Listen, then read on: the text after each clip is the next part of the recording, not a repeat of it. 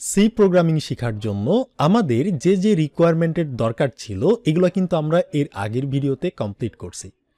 অর্থাৎ C program লেখার আমাদের একটা জায়গার দরকার ছিল, একটা স্পেসের দরকার ছিল।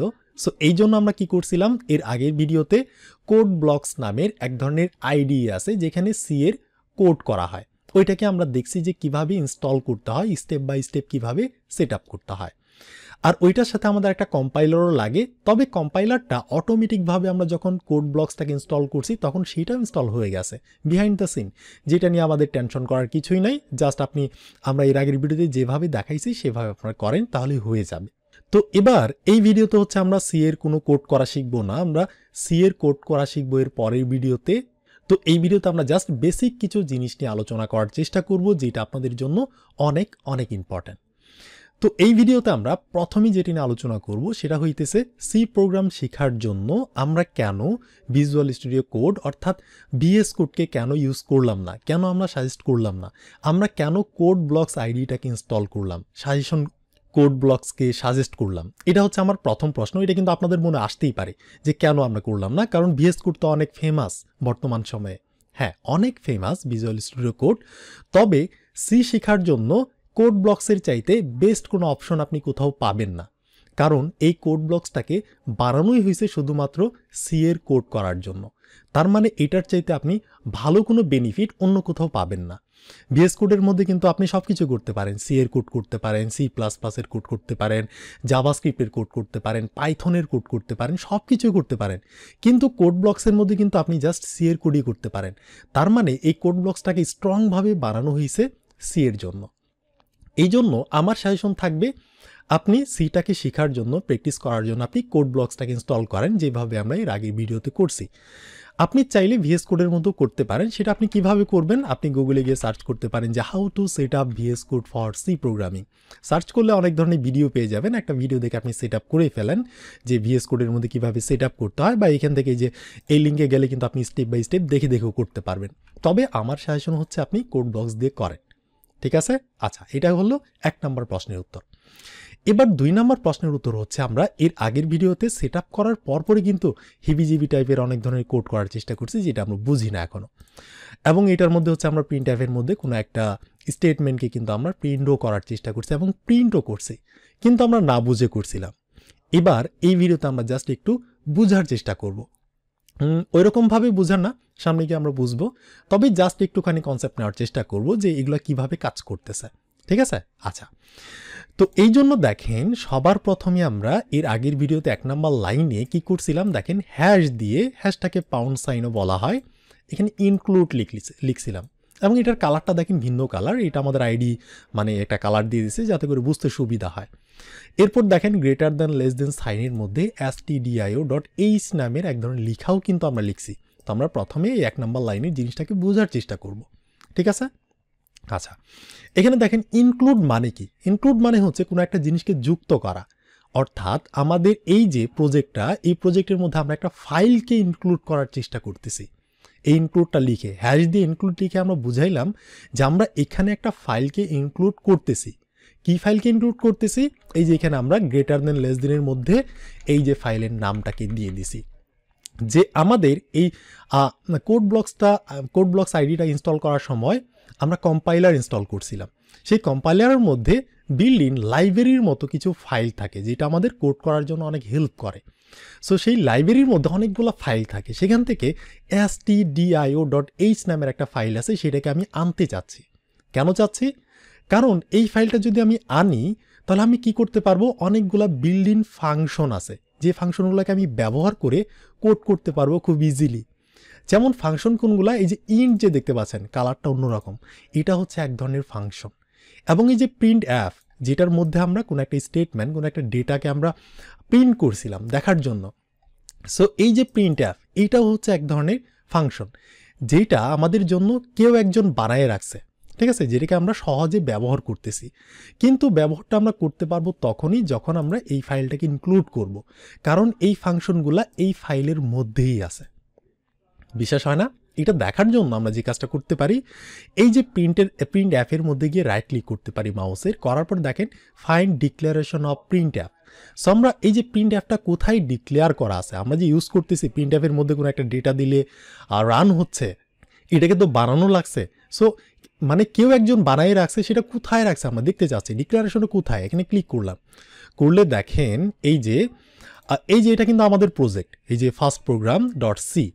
কিন্তু এই যে আমরা যখনই ক্লিক করলাম রাইট ক্লিক করে, এই যে আমরা কিন্তু চলে আসছে। আমি যদি আরেকবার করি ফার্স্ট প্রোগ্রাম, আমরা প্রিন্ট অ্যাপের ডিক্লারেশনটা দেখতে চাচ্ছি। সো এখানে রাইট ক্লিক করে ক্লিক করলাম find declaration of print app, তাহলে কিন্তু দেখেন এই যে stdio.h টাইপের যে একটা ফাইল, সেখানে কিন্তু আমাদের নিয়ে আসছে। আর এখানে অনেক কোড করা আছে যেগুলো আমরা বুঝবো না, মিনিফাইড করে রাখা হয়েছে। এখানে দেখেন এই যে প্রিন্ট অ্যাপ ফাংশনটা এখানেই তারা বানায় রাখছে, যেটাকে আমরা ইউজ করতেছি আমাদের প্রোগ্রামে, ফার্স্ট প্রোগ্রামে যেটা আমরা বানাইছি। কিন্তু আমরা এটাকে ব্যবহার করতেছি কিভাবে, এই যে stdio.h যে ফাইলটা আছে এইখান থেকে আমরা ইনক্লুড করতেছি প্রথমে, এই যে ইনক্লুড করতেছি প্রথমে এই ফাইলটাকে, পুরা এই যে এই ফাইলটাকে, এইখান থেকে যে যে জিনিস আছে, এই যে ইন্ট আছে, প্রিন্ট অ্যাপ আছে, এই জিনিসগুলোকে কিন্তু তারপর আমরা এখানে ব্যবহার করতে পারতেছি। আশা করি আমি আপনাদের বোঝাতে পারছি stdio ফাইলটাকে কেন আমরা ইনক্লুড করছি, কারণ এই ফাংশনগুলোকে ব্যবহার করার জন্য। দ্যাটস ইট, আশা করি বোঝাতে পারছি। আবার এখান থেকে আপনি যদি বুঝতে চান আরও অনেক কিছুই আছে, যেমন ইনক্লুডকে বলা হয় প্রি প্রসেসর হচ্ছে ডিরেক্টিভ, এই টাইপের কিছু একটা, এখনই বোঝার দরকার নাই। আর স্টুডিওর কিছু মিনিং আছে, যেমন std, এটার মানে হচ্ছে স্ট্যান্ডার্ড, আইতে ইনপুট, ওতে হচ্ছে আউটপুট, স্ট্যান্ডার্ড ইনপুট আউটপুট, এই টাইপের কিছু একটা ব্যাপার। তবে ওইগুলোর দিকে আমাদের মাথা গরম করার দরকার নেই, আমরা সিম্পল বুঝবো যে একটা ফাইলকে আমরা ইনক্লুড করতেছি, ফাইলের নাম হচ্ছে stdio.h, এবং ফাইলটা কোথায় আছে আমরা কিন্তু সেটাও বের করতে পারি। এই যে এখান থেকে ক্লিক করলে এই যে আমাদের ফাইলটা বেরিয়ে চলে আসছে। এবার আমরা চাইলে দেখতেও পারি যে আমাদের এই ফাইলটা কোথায়, কই থেকে আসলো, আমাদের ইচ্ছা জাগতেও পারে। সো এই জন্য আমি মাউসটা যদি এটার উপর নিয়ে যাই, দেখা চাই যে দেখবেন তলার মধ্যে যে সি ড্রাইভ, আমার মাই কম্পিউটারের মধ্যে সি ড্রাইভের মধ্যে প্রোগ্রাম ফাইলের মধ্যে কোড ব্লকস নামের একটা ফোল্ডার আছে, সেটার মধ্যে মিনজি নামের একটা ফোল্ডার আছে, আবার সেটার মধ্যে x86 নামের একটা ফোল্ডার আছে, সেটার মধ্যে ইনক্লুড নামের একটা ফোল্ডার আছে, এবং সেটার মধ্যে stdio.h নামের ফাইলটা আছে। চলেন আমরা বের করে দেখিয়েও আসি। সো আমি এই জন্য কী করবো, আমাদের মাই কম্পিউটারে যাওয়ার পর হচ্ছে আমাদের সি ড্রাইভে যাব। এখানে আমরা দেখছিলাম প্রোগ্রাম ফাইল যেতে হবে, এইখান থেকে আমরা যদি আরেকবার একটু দেখে নিই।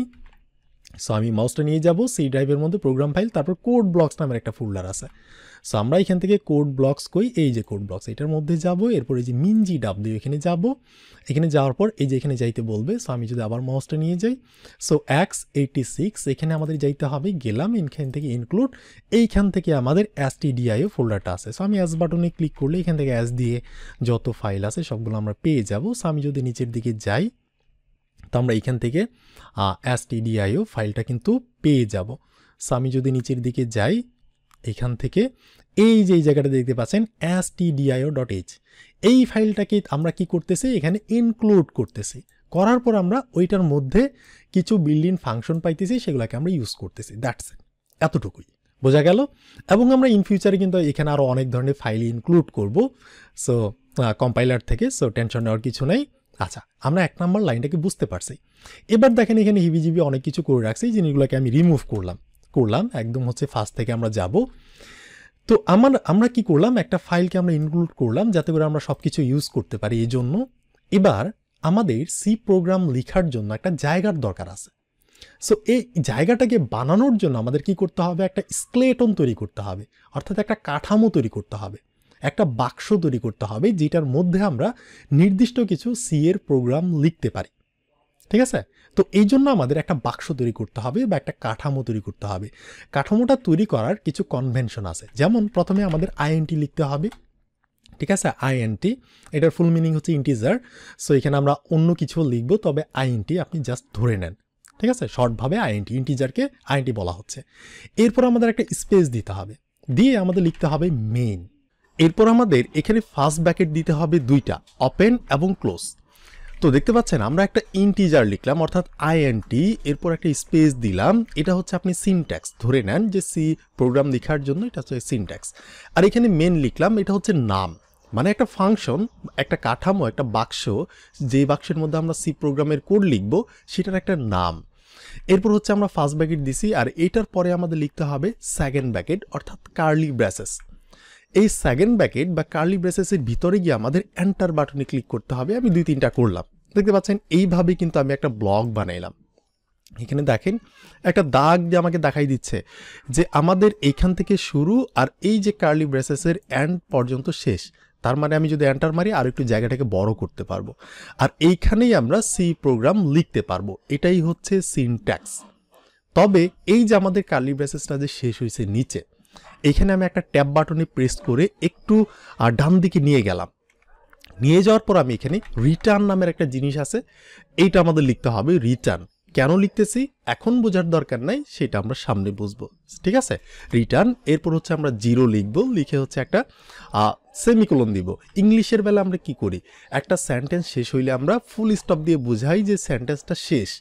আর প্রোগ্রামিংয়ের ভাষায় সি এর বেলায় আমাদের সেমিকোলন দিয়ে বোঝাইতে হবে যে লাইনটা শেষ, ঠিক আছে। তার মানে আমরা লাইনটাকে শেষ করে দিলাম, দ্যাটস ইট। এবার এই যে রিটার্নের উপরে এবং এই ফাংশনের ভিতরে, এটাকে একটা ফাংশন চিন্তা করেন, একটা কাঠামো, একটা স্কেলেটন, এইটার ভিতরেই আমরা আমাদের সি এর সকল কোড লিখব। এবার যদি আপনাকে প্রশ্ন করা হয় যে সি এর কোড আপনি কোথায় লিখবেন, তখন আপনি কি করবেন, চটভট করে ধরেন আপনার কাছে এরকম সাদা একটা ফাইল আছে, আর কিছু নাই। আপনি কি করবেন, প্রথমে হ্যাশ নিবেন, এরপর আপনি ইনক্লুড করবেন। কাকে ইনক্লুড করবেন, ওই যে আমাদের যে হচ্ছে ইনক্লুড, ওই যে একটা ফাইল আছে না stdio, ওইটাকে আপনি ইনক্লুড করবেন, ঠিক আছে। সো আমরা হ্যাশ ইনক্লুড লিখার পর গ্রেটার দেন লেস দেন, বা হচ্ছে আমরা এই যে এইভাবে হচ্ছে দুইটা কোড দিয়েও কিন্তু লিখতে পারি, কোনোই প্রবলেম নাই। সো গ্রেটার দেন লেস দেনের মধ্যে হচ্ছে stdio ডট, এই যে ফাইলটা আছে, এই যে ফাইল, এটাকে আমরা ইনক্লুড করে নিব। কেন ইনক্লুড করব, কারণ ওইটার মধ্যে কিছু বিল্ট ইন ফাংশন আছে যেটা আমাদের কোড লেখার জন্য হেল্প করবে। যেমন এটার মধ্যে আমরা অনেক কিছু পেয়ে যাব, ইন্ট পেয়ে যাব আমাদের স্কেলেটন তৈরি করার জন্য। এরপর এটার একটা নাম দিব, এরপর ফার্স্ট ব্র্যাকেট, সেকেন্ড ব্র্যাকেট দিয়ে আমি এন্টারে ক্লিক করব কয়েকবার, আর তলার মধ্যে গিয়ে হচ্ছে আমি রিটার্ন লিখব। রিটার্নের বেলায় 0 লিখব, লাইনটাকে শেষ করার জন্য সেমিকোলন দিতে হয়। আর এইটার মধ্যেই আমরা সি এর সকল কোড লিখব। এবার আপনাকে বলা হইলে আপনি জাস্ট এইভাবে একটা স্কেলেটন তৈরি করবেন। তারপর হচ্ছে আপনি এটার মধ্যে যা কিছু করতে পারেন। কি করতে হবে জানি না, সামনে আমরা জানবো আস্তে আস্তে। তবে এর আগের ভিডিওর মতো একটা ফাংশন আছে যেটার নাম হচ্ছে printf। এই ফাংশনের মধ্যে এই যে ফার্স্ট ব্র্যাকেটের প্যাটের মধ্যে যদি আমরা সেমিকোলন দিয়ে লাইনটাকে শেষ করলাম, কোটেশনের মধ্যে আমরা যা লিখি সেটাকে আমরা দেখতে পারি। আমরা দেখছিলাম এর আগের বার, সো আরেকবার আমরা করলাম হ্যালো ওয়ার্ল্ড, ঠিক আছে, হ্যালো ওয়ার্ল্ড করে এবার আমাদের এই কোডটাকে দেখতে হবে, তাই না? তো দেখার জন্য আমরা এই যে সি প্রোগ্রাম লিখলাম, এটাকে প্রথমে কম্পাইল করতে হবে। কম্পাইল করে মেশিন কোডে কনভার্ট করতে হবে, রূপান্তর করতে হবে, তারপর আমরা চাইলে এই কোডটাকে এক্সিকিউট করতে পারবো। তো এই জন্য আমাদের কি করতে হবে, উপরে দেখেন বিল্ড নামের একটা অপশন আছে, এখানে দেখেন জাস্ট বিল্ড। এই যে কন্ট্রোল বাটনে চাপ দিয়ে ধরে F9 বাটনে ক্লিক করলে বিল্ড হবে, বা আপনি এখানে মাউস দিয়ে ক্লিক করলেও বিল্ড হবে। প্রথমে আমাদের এই কোডটাকে বিল্ড করতে হবে, ক্লিক করলাম, বিল্ড হইল। এরপর আমরা বিল্ডে গিয়ে রান আছে, আমরা এখানে ক্লিক করতে পারি, বা কন্ট্রোল F10 বাটনে ক্লিক করলেও এটা রান হবে, ঠিক আছে। সো আমি এখানে ক্লিক করেই করতেছি, ক্লিক করলাম, দেখতে পাচ্ছেন হ্যালো ওয়ার্ল্ড এই যে টার্মিনালে প্রিন্ট হয়েছে। নিচে আরও অনেক কিছু আসতেছে, এগুলোকে আপনি ভুলে যান, এগুলো হচ্ছে টার্মিনালের জিনিস, বাই ডিফল্ট ভাবে আসে, তবে আমাদের জিনিসটা চলে আসছে। ওকে, একইভাবে এর আগের বার আমরা কি করছিলাম, প্রিন্ট অ্যাপ 2 বার করছিলাম। এখানে আমরা লিখছিলাম ডাবল কোটের মধ্যে যে প্রোগ্রামিং শিখব, ঠিক আছে, আমাদের চ্যানেলের নাম। এবার যদি আমি আবারও ধরেন এখান থেকে যদি আমি জাস্ট রানে যাই, তাহলে কিন্তু আমাকে আগের জিনিসটাই দেখাবে হ্যালো ওয়ার্ল্ড, কারণ আমরা নতুন যে একটা কোডকে এখানে আপডেট করছি, লিখছি, এইটা কিন্তু এখনও আমাদের কম্পাইলার জানে না। সো আমাদের জানানোর জন্য কি করতে হবে, এখানে প্রথমে বিল্ড করতে হবে, তারপর এখান থেকে গিয়ে রান করতে হবে, তাহলেই কিন্তু হ্যালো ওয়ার্ল্ড আর প্রোগ্রামিং শিখব চলে আসছে। কিন্তু দেখেন এইটা আগের ভিডিওর মতো একই লাইনে পাশাপাশি বসছে। এটাকে আমি একটু ফিক্স করতে চাচ্ছি যে হ্যালো ওয়ার্ল্ডটা বসবে এক লাইনে, প্রোগ্রামিং শিখব বসবে আলাদা নিচে আরেকটা লাইনে। তো এই জন্য আমরা কি করব, এই যে এই জায়গাটার দিকে আমি চাচ্ছি হ্যালো ওয়ার্ল্ডের পরে যে প্রোগ্রামিং শিখবো আছে ওইটা যাতে নিচে যায়।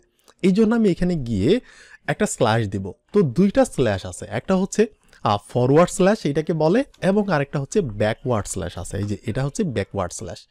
সো ফরওয়ার্ড স্ল্যাশ এবং ব্যাকওয়ার্ড স্ল্যাশ চেনার উপায় হচ্ছে উপরের যে মাথাটা এটা যদি ডান দিকে হেলে থাকে তাহলে সেটাকে বলে ফরওয়ার্ড স্ল্যাশ, আর ব্যাকওয়ার্ড স্ল্যাশ হচ্ছে উপরের মাথাটা যদি বাম দিকে হেলে থাকে, ঠিক আছে, বাম দিকে, তাহলে সেটাকে বলে ব্যাকওয়ার্ড স্ল্যাশ।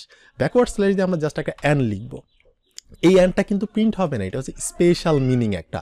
ফরওয়ার্ড ব্যাকওয়ার্ড স্ল্যাশের পরে অ্যান থাকলে বোঝায় যে নিউ লাইনে তাকে যেতে বলতেছে।